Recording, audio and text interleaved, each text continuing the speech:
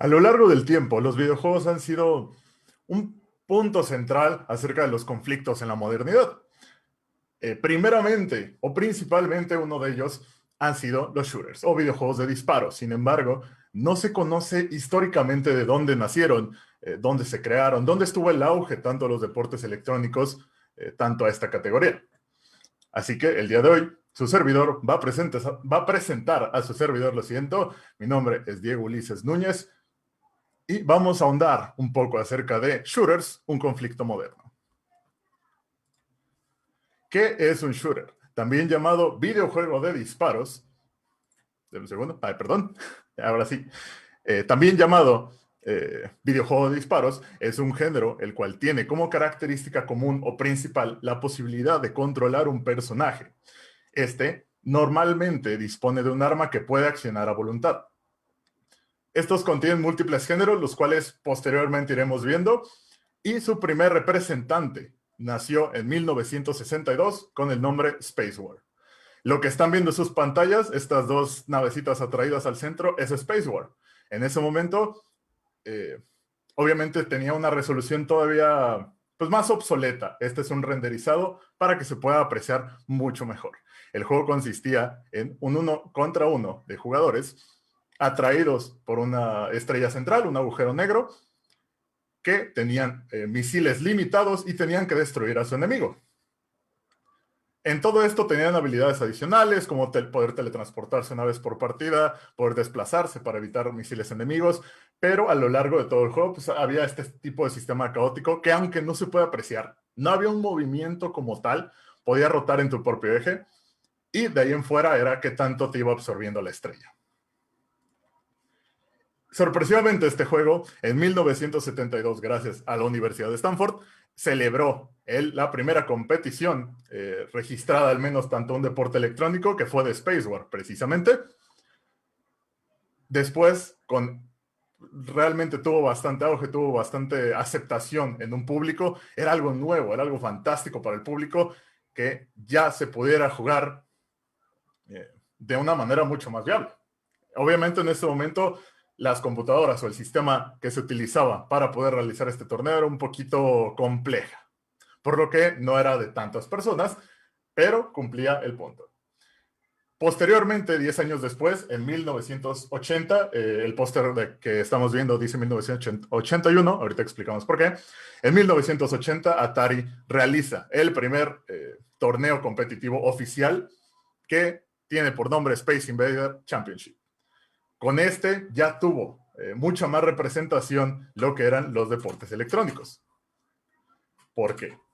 Ahora ya era oficial, ya tenías una marca, ya tenías un representante del cual te daba la vialidad de poder competir. En este caso, ahora sí nos podemos referir a nuestro panfleto, a nuestro folleto de $50,000 en premios.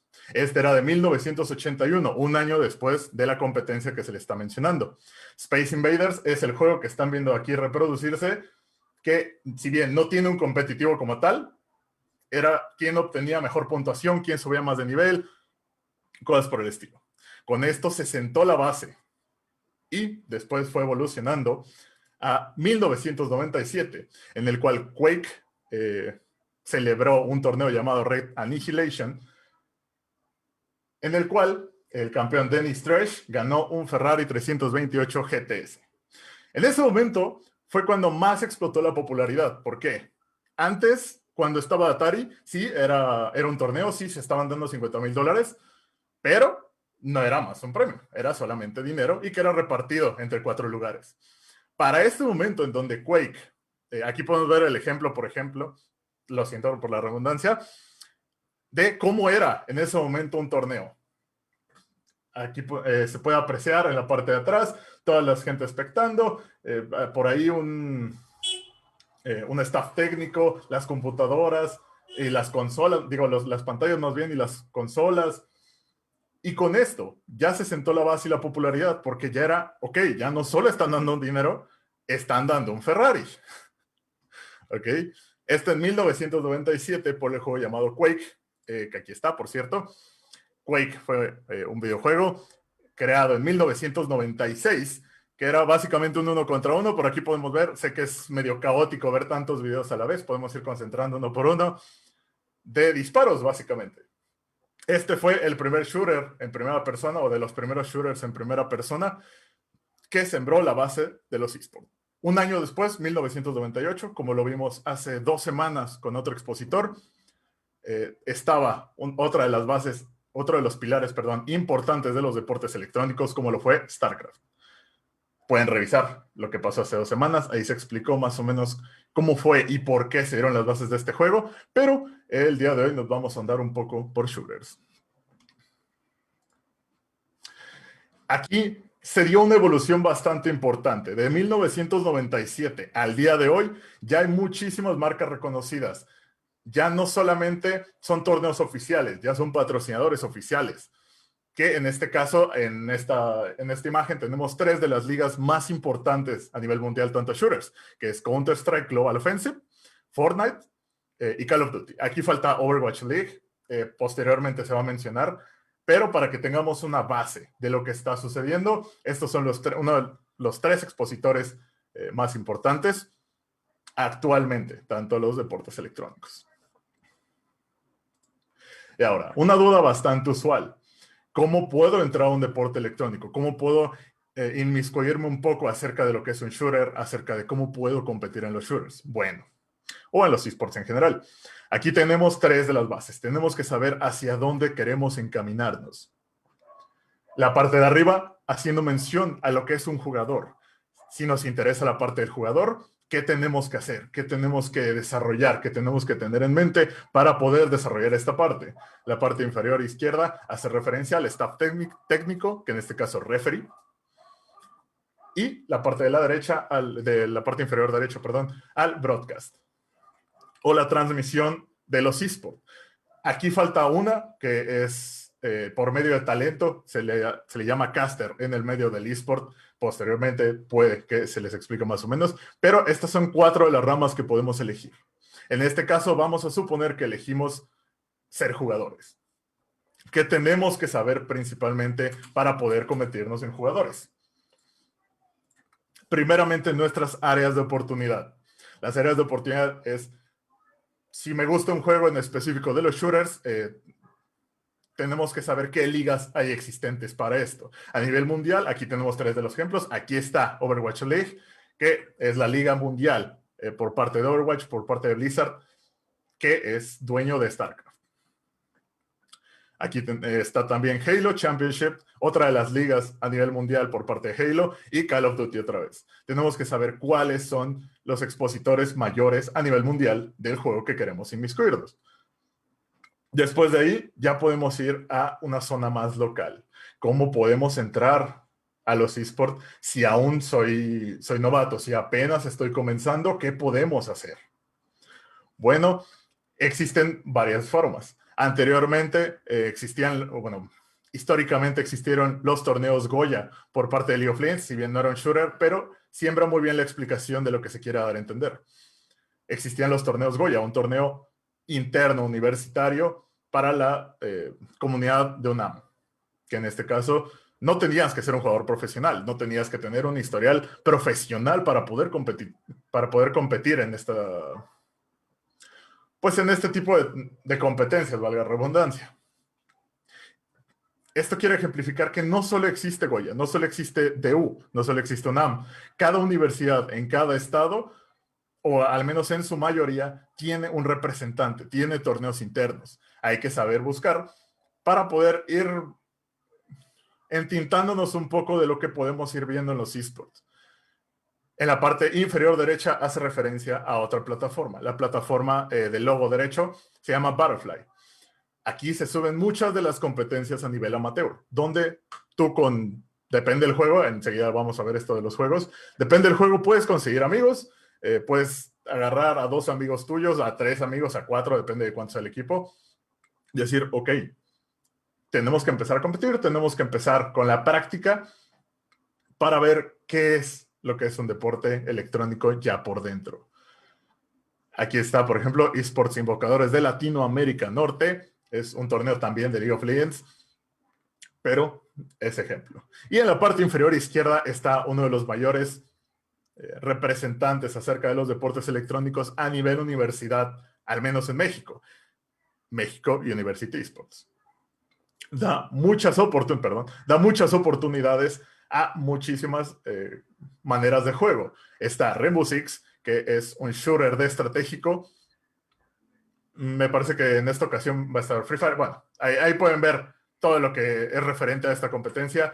El punto es, hay que investigar cuáles son nuestras áreas de oportunidad, en dónde me puedo desarrollar y ya posteriormente, pues comenzar a competir. Otro de los puntos importantes, saber cuáles son los géneros a los cuales me puedo meter tanto a shooters y cuál se puede desarrollar mejor que otro. Si bien un deporte electrónico puede nacer de donde sea, no todos los juegos son viables para hacer deportes electrónicos. Aquí hay un ejemplo. Doom Eternal es un shooter en primera persona que no se añadió un deporte electrónico por su jugabilidad, que es un único jugador, que si bien tiene una tabla de puntaje, no se ha sabido manejar. En la parte de arriba, uno de los mayores ejemplos, que es Halo, teniendo muchas ligas actualmente a nivel mundial, a nivel estado, como se quiera buscar. Y en la parte inferior izquierda está Apex Legends, un shooter Battle Royale, que en este caso también se pone en la categoría de shooters de héroes. Y aprovechando estos dos videos, vamos a meternos un poco más en cuáles son las categorías acerca de los shooters. Existen varias y a través del tiempo han existido bastante. De las primeras o de las más visibles, al menos hasta donde yo recuerdo también, esto tanta experiencia, son los juegos de disparo tipo en máquina. ¿A qué me refiero con máquina? Ibas a una sala arcade, ibas a donde se jugaba antes, y existían estas máquinas donde tenían una pistolita conectada por un cable. Esto también era un shooter. Sigue siendo un shooter, más bien. Esto es un shooter también. Han existido bastantes versiones. Actualmente existe con Wii, algunas con Kinect, me parece. Todo este tipo de plataformas que ya capta un movimiento es un tipo de shooter. Te mete en la perspectiva de primera persona, pero tienes un sensor. A veces era por medio de luz, a veces infrarrojo, dependía de la sección. Pero con esto también comenzó varios de los shooters y que podía encontrarse en muchos lugares.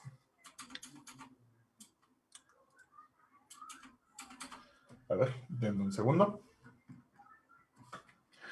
Cada uno tiene sus representantes principales. Ejemplo, shooters en primera persona.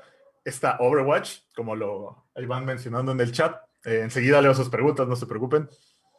Overwatch teniendo una de las mayores participaciones en su momento, tanto a deportes electrónicos. Después están los shooters en tercera persona. Un ejemplo bastante popular es Gears of War. Luego están los shoot 'em up, que eran los presentados anteriormente. Le voy a regresar para poderlos visibilizar cada uno. Ok, lo que estamos viendo, Space Invader, es un shoot 'em up. La pantalla no se mueve, sino que solamente se mueven los integrantes que están en ella. La pantalla es fija y todo lo demás alrededor se va a ir moviendo. Juegos como Metal Slug también son un shoot 'em up, pero es una variante que se llama Rail and Gun, que en este caso el jugador puede mover la pantalla hacia una sola dirección y no puede regresar. Que muy icónico Metal Slug. No está en la presentación, pero espero que sea bastante conocido, al menos entre los que nos están escuchando.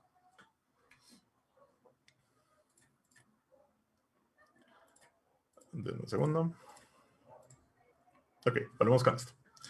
Está la otra sección que ha tomado bastante popularidad, como lo vemos en la parte inferior izquierda, llamada Apex Legends, que es un tipo de Battle Royale. Los Battle Royale también son shooters, solamente que están categorizados en otro subgénero, básicamente.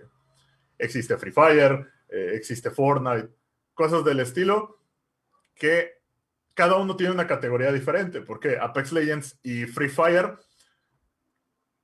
tienen una selección de personajes, tienen una selección de héroes, lo que los convierte no solo en un Battle Royale, no solo en un shooter, sino en un shooter de héroes. Teniendo una subcategoría más, vamos a llamarla así, mientras que cosas como Call of Duty, hablando Warzone, Call of Duty Mobile, todos estos Battle Royale actuales son de la categoría de shooters. Déjenle sus preguntas porque ya se me está perdiendo. Aquí está. Ok.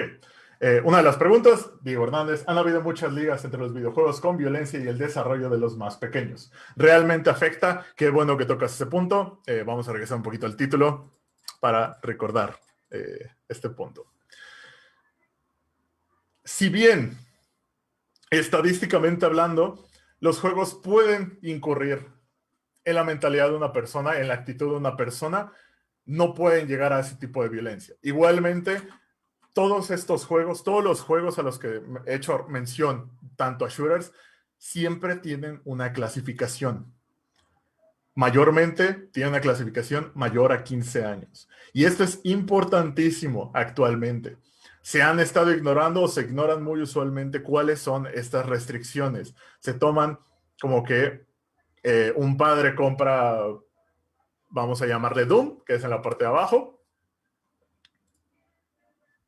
Perdón, no estaba reproduciendo para que vean cómo le da la manita. Doom, que es el juego que está en la parte de abajo, que es bastante gráfico, bastante violento, bastante sangriento, tiene una clasificación más 15. Y este tipo de clasificaciones deben ser acatadas, deben ser informadas. Si bien un padre no puede saber a ciencia cierta de qué trata el juego, es necesario evolucionar conforme los videojuegos evolucionan. Las nuevas generaciones, los niños, los adolescentes, ya tienen acceso a Internet, ya tienen acceso a una cantidad vastísima de información en la cual se van a presentar atracciones a los videojuegos. Y que al final de cuentas va a escalar a que el niño vaya a querer jugar cosas populares. Apex Legends, Doom, ¿qué otro? Fortnite, Free Fire, todo este tipo de cosas hay que irlas controlando poco a poco. Un niño no puede cuantificar qué es lo que está viendo y si lo que está viendo es real o no. Las etiquetas funcionan para esto. Siempre hay que mantener informado a la persona, y esto va en general. Siempre hay que mantener informado a la persona que lo que está a punto de ver, que lo que está a punto de jugar no es real y que no puede suceder en cualquier instancia de la vida. Después ya podemos partir a cuál es la complejidad para pasar a ser un deporte electrónico. Pero antes y primordialmente hay que revisar las clasificaciones de todo lo que estemos jugando.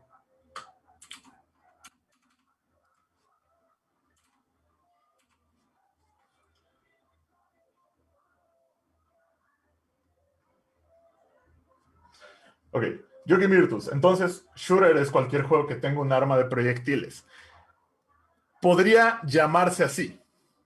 Pero igualmente, ya después están otro tipo de juegos. Por ejemplo, League of Legends, por ejemplo, StarCraft. Son juegos que tienen proyectiles, que tienen disparos, pero son de otro tipo de categoría. ¿Cuál es la categoría principal de los shooters? Que son de acción. Más bien, reformulo. Los shooters son una subcategoría de los juegos de acción, que están un poquito más basados en, si bien que todos tengan un arma que se pueda accionar, el cómo se controla la cámara. La cámara usualmente siempre va a estar en un solo personaje, y que puede ser primera persona, tercera persona. Actualmente hay híbridos que, ahora sí, tengan un arma y que tienen un arma de proyectiles. Javier García, ¿hay algunas recomendaciones para dedicarse profesionalmente a la par de tener una vida sana? Sí, de hecho es eh, una de las distinciones más complejas que puede existir. Si bien aquí se pudo haber vendido o se puede vender la idea como que meterte a un eSport es bastante sencillo, tiene una complejidad por detrás. No solamente es vamos a jugar con mis amigos. Así como cualquier deporte, los deportes electrónicos exigen un nivel de rendimiento, si bien no físico, exigen un nivel de rendimiento mental, psíquico, en el cual el jugador va a estar sometido a mucha presión. Desde el principio, desde que queremos iniciar en los esports, podemos meter vamos a llamarle 100 horas a un juego, 100 horas a PUBG, por ejemplo, a la semana. Vamos a decir que eso es posible. Se le puede meter 100 horas a PUBG en una semana. Hay una distinción muy grande mentalmente entre querer dedicarnos o querer conseguir un puesto tanto a deportes electrónicos en PUBG como 100 horas jugando con tus amigos. La mentalidad es diferente, la presión es diferente. Tenemos que aprender lo básico del juego, tenemos que aprender muchas de las estrategias que este juego nos puede ofrecer. A cambio, o más bien en cambio, de quererlo jugar por diversión. Porque ahí no nos interesa mucho el aprender a jugar, sino nos interesa divertirnos al jugar. No es forzosa el querer sobrepasar esta línea de diversión. Solamente al cruzarnos a la parte de deportes electrónicos necesitamos una dedicación importante para poder comenzar. Muchos de los jugadores a nivel profesional, ejemplificando Halo, tienen desde los 16 años y a veces dedican 4 o 5 horas diarias para poder practicar, pero ya mucho más en serio. Ojo, esto no es una invitación a que lo hagan. Siempre hay que cuidar, siempre hay que tener un balance acerca de cuál es nuestra meta a seguir. De ser posible, y una de las recomendaciones principales para todo aquel que quiera dedicarse o quiera meterse un poquito más a lo que son los deportes electrónicos, jueguen torneos amateur. Así pueden ver cómo está el entorno, cómo es seguir un reglamento, cómo es seguir un horario de partidas. Porque ya no es solo que te vayas a meter una partida, ya incluye a más jugadores, incluye que hay un reglamento por detrás, incluye que hay restricciones por detrás de qué se puede y qué no se puede hacer. Y esto te va a dar una idea básica de lo que queremos lograr con los shooters. Si esto te puede gustar, o si mejor prefieres únicamente dirigirte a la parte de la diversión, o a subir de rango en el caso de juegos que tienen sistema de división, como Apex, como Halo, etc. ¿Qué hay sobre la adaptación de shooters de PC a un celular, perdón, o consola? ¿Afecta esto la jugabilidad? Sí, pero no. La jugabilidad por parte principalmente de la empresa que lo está desarrollando para pasarlo a un móvil, intenta lo más posible que la jugabilidad sea igual, que sea igualmente de progresiva. Sin embargo, sí existen o pueden verse restricciones reflejadas. Varios de estos sistemas, ejemplificando PUBG de PC, tiene unos gráficos un poco más, vamos a llamarlo suave, un poquito más altos, porque la restricción tanto a una PC no tiene un límite definido. Y aparte, el sistema de apuntado es totalmente manual. En el caso de PUBG Mobile, su versión para móviles, los renderizados, así como la suavidad del entorno, es disminuida bastante. Los gráficos en general son mucho más disminuidos. Y la jugabilidad se altera en el momento en el que estos dos comparten lugar. La parte de mobile tiene un autoapuntado y realmente es bastante necesario. En un teléfono no puedes apuntar de la misma manera que lo que tienes en un mouse. No hay la misma accesibilidad, no hay la misma precisión, y generalmente la presión juega mucho más en contra en un mouse. Pero a costa de tienes mucha más precisión. Al juntarse estos dos, al beneficio, más bien al requerir o sugerir un crossplay, una comunidad conjunta entre PC y mobile, es cuando se empieza a notar mucho más las diferencias de lo que está pasando. En un sistema de autoapuntado en el que moverse es un poco más complejo por cómo tenemos las manos en el teléfono, el tiempo de respuesta puede ser menor y tiende a ser un poco menor, aunque tengamos este autoapuntado, perdón, tiende a ser un poco menor el tiempo de respuesta. Mientras que en PC tenemos definición tanto a lo que estamos viendo en pantalla, tenemos un tiempo de respuesta mayor, tenemos precisión mayor. Entonces, si cada uno se mantiene como en su rubro, tanto deporte electrónico, no afecta mucho, porque ambos están jugando las mismas reglas. Cuando existe esta mezcla, es cuando ya se genera un problema mayor.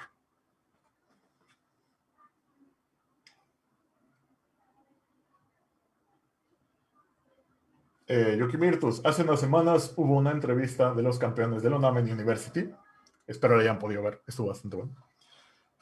Pudimos notar que eran tan buenos en un shooter como en otro. ¿Cuáles son las constantes que se repiten de un título a otro, además de la puntería? Depende más de cuál subgénero te vayas moviendo. Estos chicos eran campeones en Rainbow Six, que es un shooter en primera persona de estrategia. ¿A qué se refiere esto? Rainbow Six va por rondas, tiene un tiempo definido en el cual tienes, por medio de la estrategia, que defender una zona o atacarla. Es un cambio un poco leve cuando nos vamos desde un shooter de estrategia como los Rainbow Six a un shooter de primera persona, llámese Valorant, llámese Apex. No estás cambiando mucho la rúbrica. Solamente estás cambiando la parte de la estrategia, pero al ser, si es algo primordial en Rainbow Six, la parte principal, la parte de la precisión, la parte del tiempo de respuesta ya la tienes. Entonces, el hacer el cambio a este tipo de juegos no es tan complejo. De hecho, tampoco uno de tercera persona, en su mayoría tipo Gears of War, pero al hacer saltos, vamos a llamarle tan grandes, puede verse afectado ciertas cosas. Entre ellos, la única constante que vamos a tener nos va a mejorar el tiempo de respuesta. El tiempo de respuesta tanto a disparo, tanto a movimiento, tanto a mentalmente, el tiempo de respuesta va a mejorar. Y esto es una constante en todos los juegos shooter. Quien tenga mejor tiempo de reacción en contra de otra persona es la que va a ganar. Y también precisión. Pues yo puedo tener un muy buen tiempo de respuesta, pero mi precisión es muy mala y no sirve de nada. Ah, mira. Precisamente lo que dice Diego Hernández. ¿Cómo mejoro en un shooter si entro y me matan luego? Mi tiempo me da a reaccionar. Existen muchas herramientas actualmente, que de hecho es otro subgénero de los shooters que se llama campo de tiro.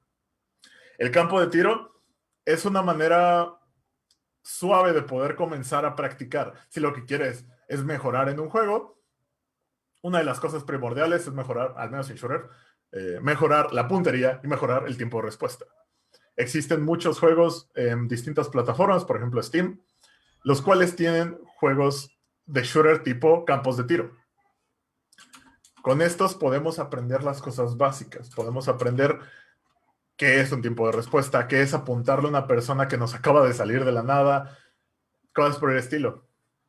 Y que de hecho, ya tocando este punto del tiempo de respuesta, si bien los videojuegos los shooters han sido un conflicto tanto a la violencia, y que ya se tocó eso, también tiene los beneficios, también tiene este tipo de beneficios de tiempo de respuesta. Va a mejorar nuestra destreza mental. Al ser un deporte, aunque sea electrónico, aunque no tenga la actividad física, teniéndolos en contra, que es la presión, las horas, la dedicación, tenemos pros también. La mejora mental, el tiempo de respuesta, va a mejorar. Y esto sí está comprobado. No solamente en shooters, juegos en general, pero shooters mejora ciertos aspectos más definidos acerca del tiempo de respuesta.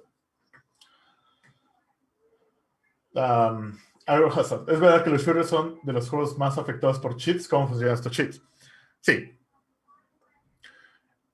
Los cheats, básicamente, para todo el público, son trampas. Trampas que pueden ser utilizadas para poder ganar. Y que de hecho son utilizadas para poder ganar. ¿Se ha visto históricamente cheats en competencias profesionales? Sí.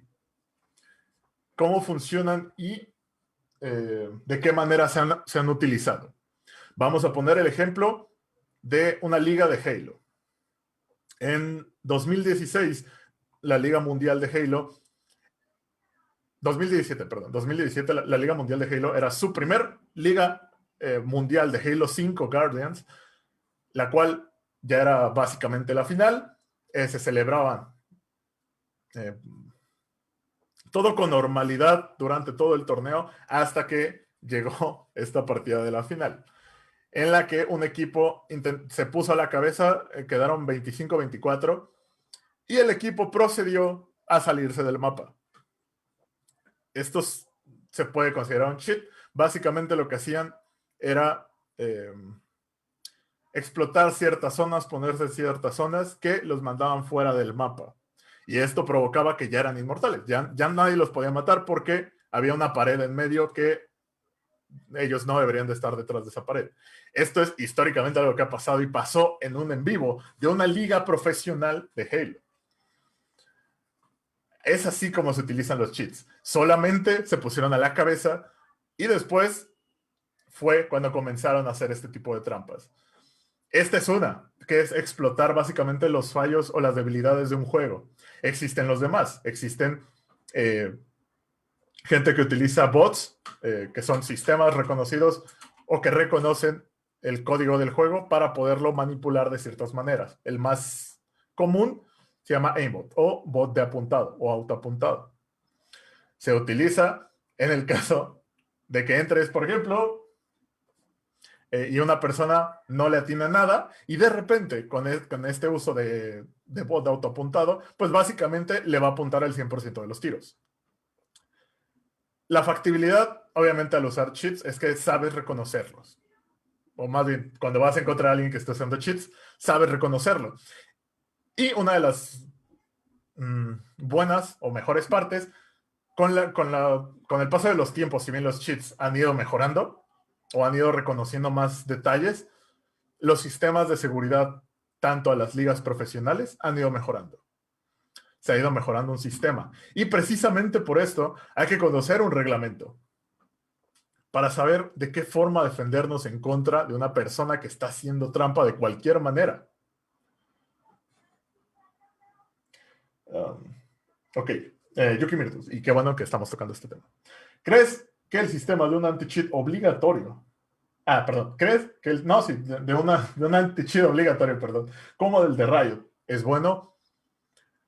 Sí, el sistema, si bien no siento que puede ser mejor encaminado, es bueno, es necesario a cierto punto. Tienes que mejorar la calidad de una comunidad para mejorar dos ámbitos, tanto el ambiente de una persona que se quiere dedicar a los esports y que necesita un ambiente de calidad, como la persona amateur, como la persona que quiere llegar a divertirse.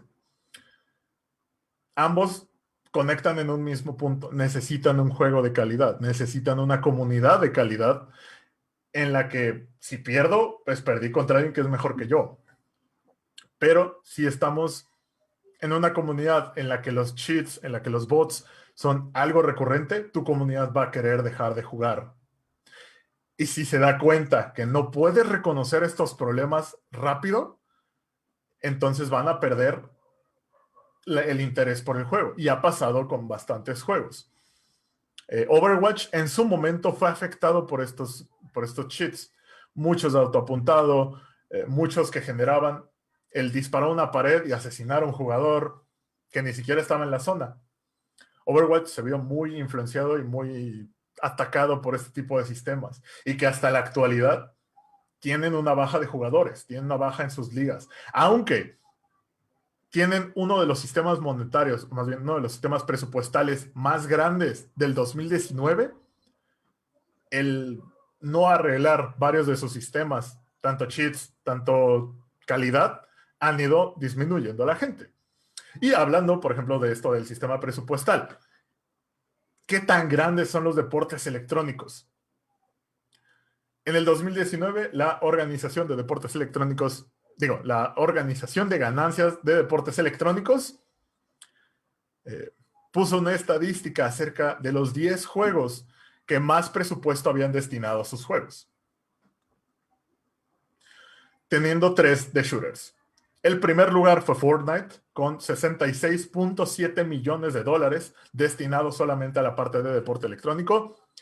El cuarto lugar fue Overwatch, con 35 millones, si mal no me equivoco. Fue de 35 millones aproximadamente. Y el siguiente fue PUBG Mobile, con 25, 30 millones. Estuvieron muy pegados Overwatch y PUBG. Se acaba de olvidar. De Counter-Strike, perdón. Me estoy confundiendo de juegos. Counter-Strike. Fue Overwatch y Counter-Strike los más pegados tanto a financiamiento, tanto a presupuesto en los esports. ¿Qué significa esto? Ya se está dando a entender que ya no es solo un juego, ya no es algo que autodenominamos deporte electrónico. Ya es algo en el cual ya se debe de tener un presupuesto. Fortnite, que fue la empresa, más bien Epic Games, la empresa que más presupuesto asignó a este juego y que de hecho ha sido punto central de muchas noticias, de cómo un niño de 15, 16 años pudo ganar más de 300,000 pesos o dólares. El punto, ganó muchísimo dinero jugando videojuegos. Y es este tipo de noticias las que visibilizan la escena, perdón, y que la hacen crecer. Y es necesario dar a conocer la escena tal como es. En todo esto, en los shooters, siempre es necesario tener disciplina. Y en general, en los deportes electrónicos. Si tú como persona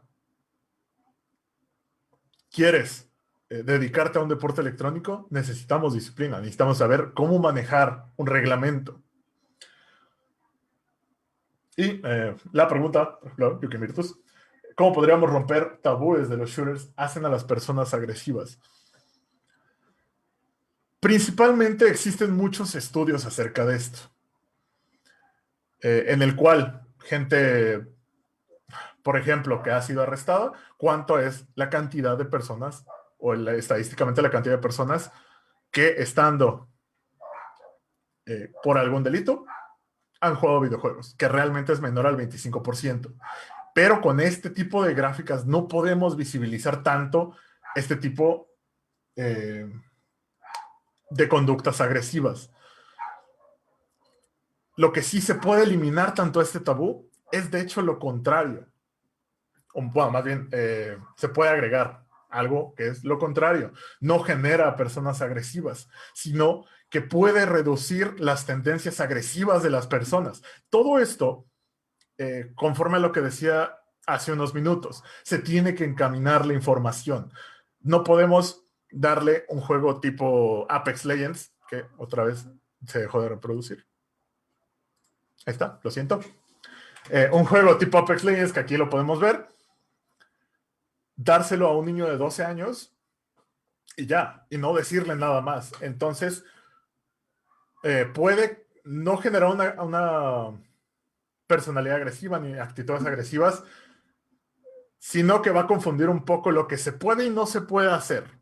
Lo va a tomar como algo normal, no como algo agresivo, o tal vez frente a una sociedad sí va a ver agresivo, pero porque está mal encaminada la información. Si encaminamos bien la información, y desde antes, desde un punto como padres, como amigo, como lo que se esté visibilizando el tema, si damos la información necesaria para que este niño juegue, puede ser todo lo contrario. En vez de generar una actitud agresiva, va a tener algo en lo que desarrollarse mentalmente.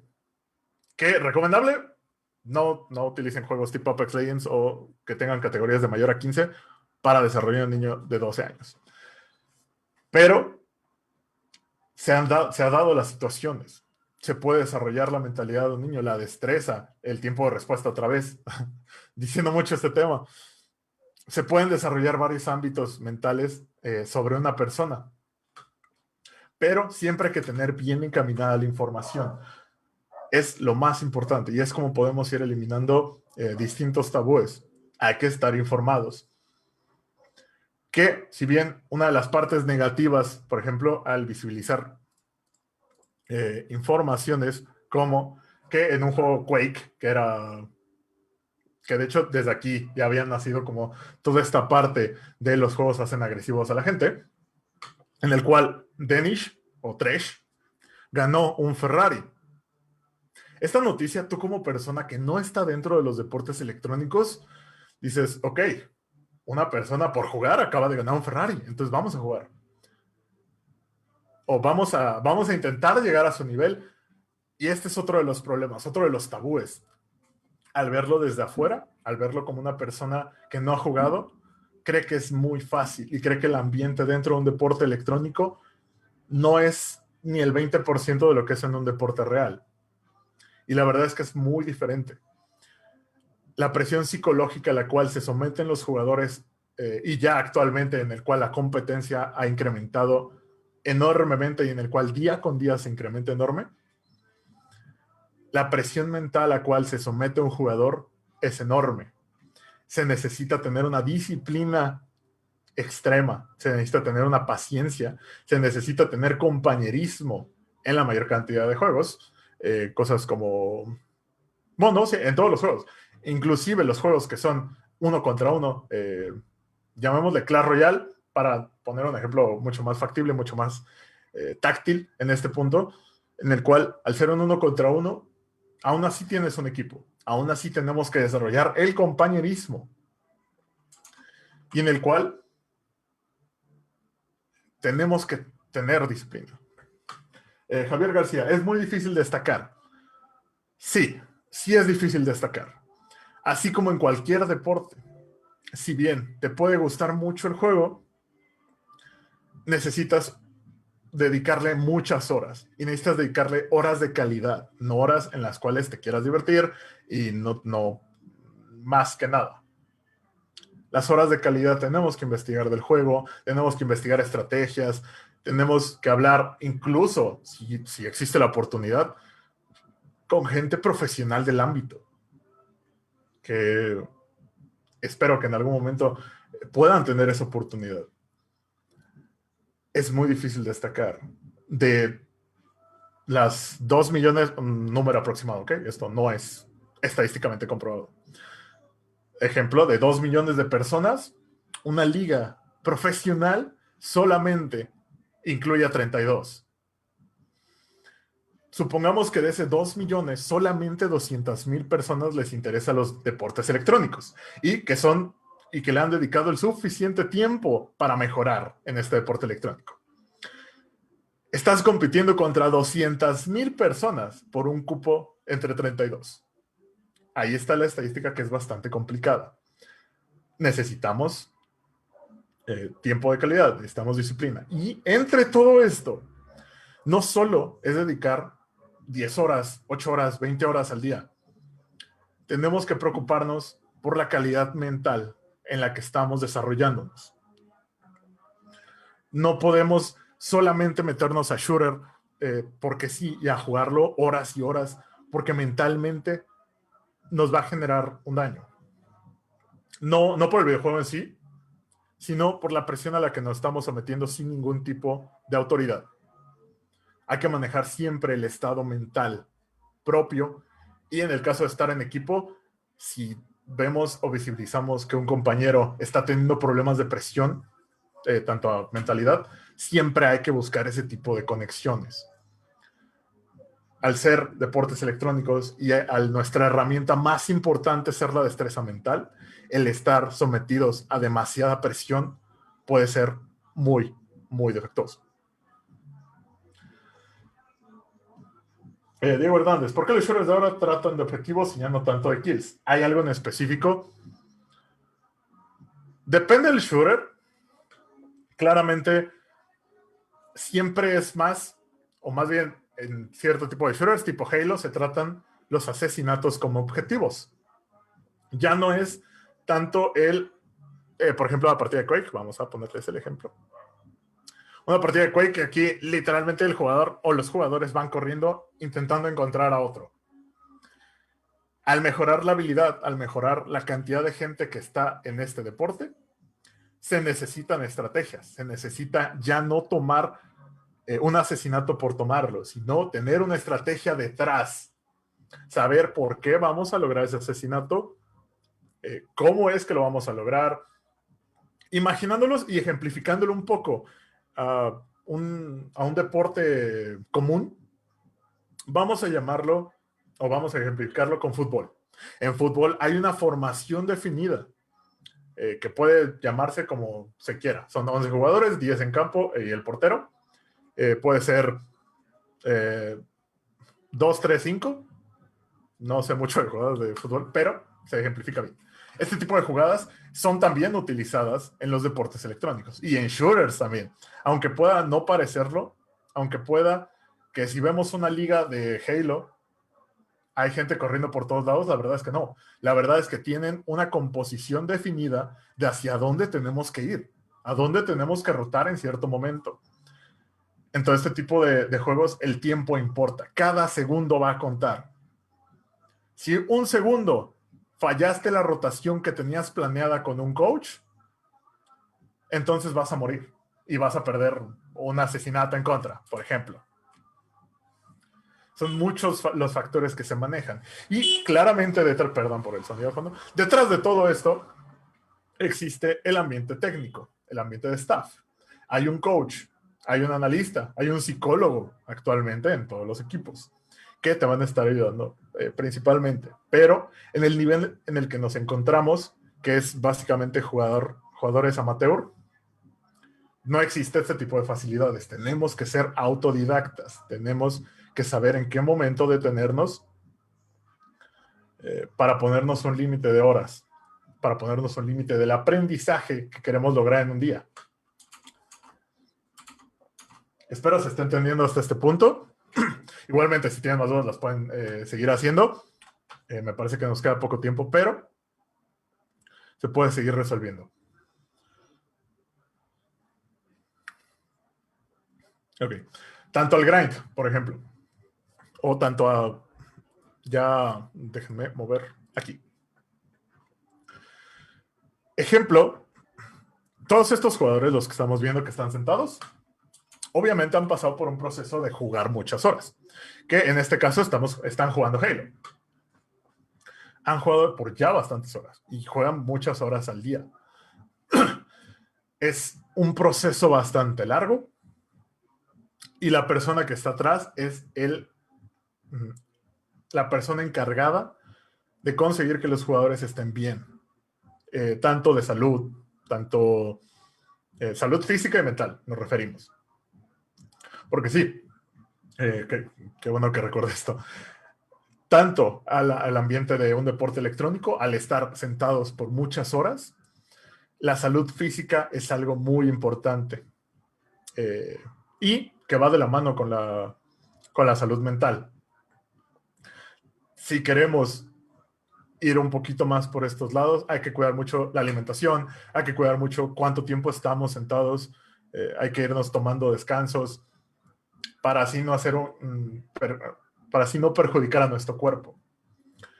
También este es otro de los tabús, por ejemplo, que los que se dedican a deportes electrónicos tienen problemas de sobrepeso, tienen problemas, incontables problemas solamente porque están sentados todo el día. Y la verdad es que puede ser, al tener un uso no medido y no controlado de lo que estamos practicando, puede ser que se presenten estos problemas. Pero por eso hay que ser autodidactas. Hay que saber qué estamos comiendo en el caso de que sea nuestra principal actividad. ¿Qué estamos comiendo? ¿Cuántas horas estamos durmiendo? Todo este tipo de cosas. Toda la parte de salud física es importante para también llevar por la mano una salud mental. ¿Cuál es una de las recomendaciones principales? Si quieren, los problemas en las muñecas, por ejemplo, los problemas en las muñecas, jugadores han tenido túnel carpal, me parece se llama, si ahí me equivoco, me avisan, pero han tenido este tipo de problemas y básicamente les impiden jugar. Problemas en las muñecas, problemas en los codos, en los brazos en general, en la espalda baja, en las rodillas a veces. Todo esto hay que irlo manejando. Y a lo que estaba intentando meterme es, hay que mantener un horario, hay que mantener una agenda de lo que queremos hacer. Si vamos a jugar, hay que poner, por ejemplo, una alerta en nuestro teléfono. Cada media hora, cada una hora, hay que levantarnos, estirarnos, qué estamos comiendo, llevar una agenda. Todo este tipo de situaciones que nos puede llevar a un mejor desarrollo. Y cosas como estas que pueden no importar en un ambiente teórico tanto a nuestro desarrollo para meternos a una liga. De hecho, es lo que nos puede dar bastante puntos. Un jugador que está preparado mentalmente, que duerme bien, que duerme de 6 a 8 horas diarias, que come bien, que no tiene problemas en las muñecas, en los codos, tiene mejor rendimiento que un jugador que ha estado durmiendo 2 horas al día, que come a deshoras, cosas por el estilo. Tienes una ventaja ya mental. Y tenemos que preservar eso. No hay que... Principalmente, y si hay algún mensaje que se pueda dejar en esta plática, principalmente no hay que sacrificarse para conseguir esto. O al menos no sacrificar cosas tan importantes. Cosas como 4 horas de tu tiempo, que antes lo usabas para jugar por jugar, y ahora lo vas a dedicar a estudiar el juego, está bien. Pero si vas a sacrificar tu salud mental y física, ahí ya no está bien. Hay que mantener un balance para poder dar la imagen, igualmente, tú como jugador, que te preocupas por ti.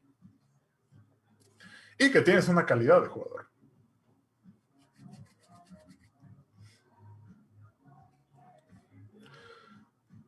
Nada más. Denme un segundo. Ok. Hablando un poco más de las áreas de oportunidades que podemos tener. Lo que mencionaba anteriormente, que no cualquier videojuego puede ser un deporte electrónico, hay que saber el campo de oportunidad que tenemos de frente. Si yo voy a jugar Overwatch, tengo que saber si es que hay ligas en México y qué ligas me puedo meter, y si hay torneos amateur para poder entrenar, si hay grupos, por ejemplo. Lo más básico es un grupo de Facebook al cual nos podemos meter y ahí podemos jugar con otras personas, al menos de equipo contra equipo. Ese tipo de cosas tan pequeñas son las que nos van a ir dando puntos. Tenemos que ir practicando poco a poco. Esta es una de las formas con las que podemos irnos entrando poco a poco a los deportes electrónicos. Igualmente existen todas las demás partes, como lo son, lo que ya había mencionado, un referee, un broadcast, un caster, que tienen distintas áreas de oportunidad. Pero investigar acerca de nuestras áreas de oportunidad siempre tiene que ser lo importante. Hay que llevar una metodología de la investigación.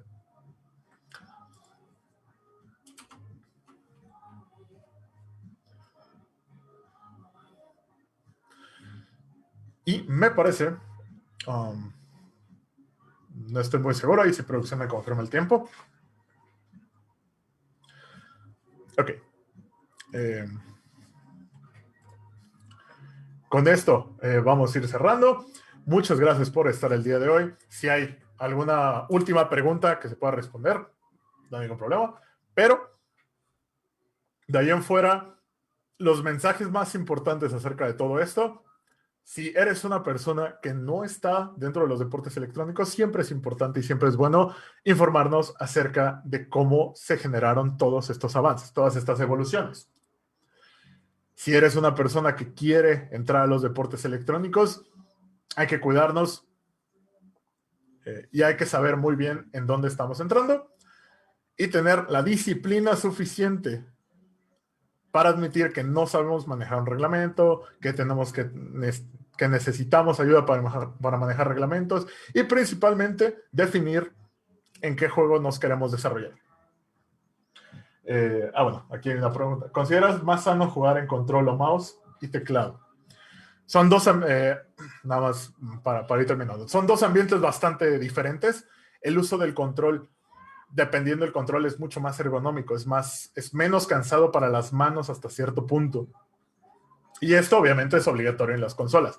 Cosas como Halo se juega únicamente en control y ya está hecho para que se juegue en control.